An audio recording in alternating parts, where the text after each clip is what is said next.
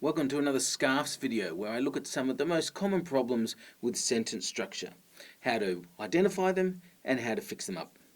So out of the 6 most common problems, this video is looking at the second one that I've identified, which is C for comma splices. So let's have a look at what a comma splice is first of all. Here's an example. He wouldn't buy the car, it had a diesel engine. So this comma here is a comma splice, okay? What it's doing is trying to do more than a comma can do. And you can tell that it's a comma splice because the words that come before the comma would stand as a sentence. He wouldn't buy the car. And the words that come after the comma would also stand as a complete sentence. It had a diesel engine. So you can't you can't connect those two things using a comma. Okay? What you've done is created a run-on sentence, okay, 2 sentences that are sort of running into each other and trying to masquerade as one sentence. So there are 3 ways to fix this problem once we've identified it.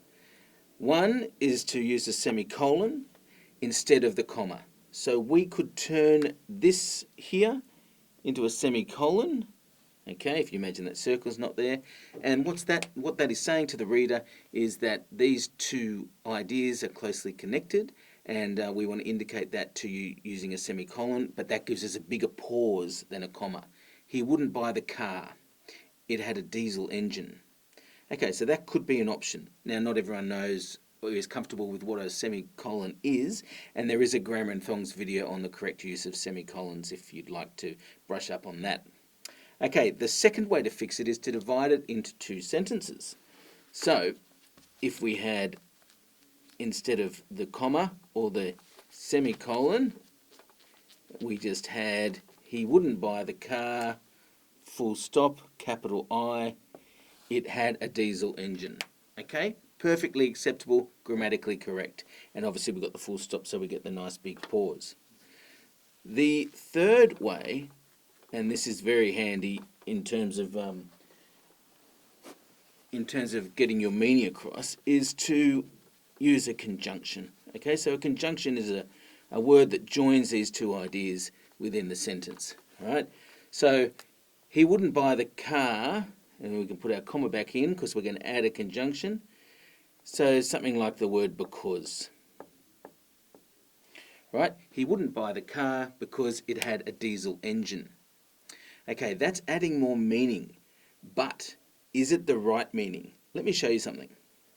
Okay, so this blue version here, where we've inserted the conjunction because, works grammatically because it creates a dependent clause.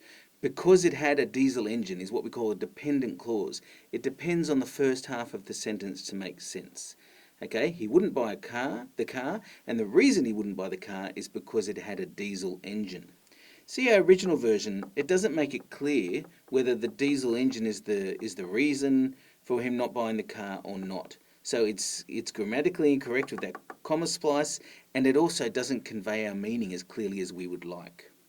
Because what if he actually was fine with the fact that it had a diesel engine? He was in the market for a car with a diesel engine, but there was something else about the car that he didn't like, maybe the price. Then we would need a different kind of conjunction. We would need something like, he wouldn't buy the car even though it had a diesel engine. And that is changing our meaning. We've got another dependent clause here with the even though conjunction, but it's changing the relationship between those 2 things. He won't buy the car in spite of the fact that it has the diesel engine, rather than he won't buy the car because of the fact that it has a diesel engine.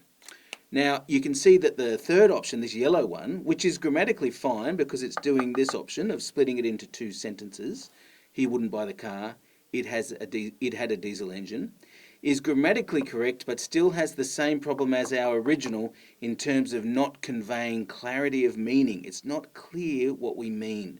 So we need to get rid of those comma splices and then pick the very best way to fix it to convey our meaning, because we want to be effective communicators. Okay, thank you.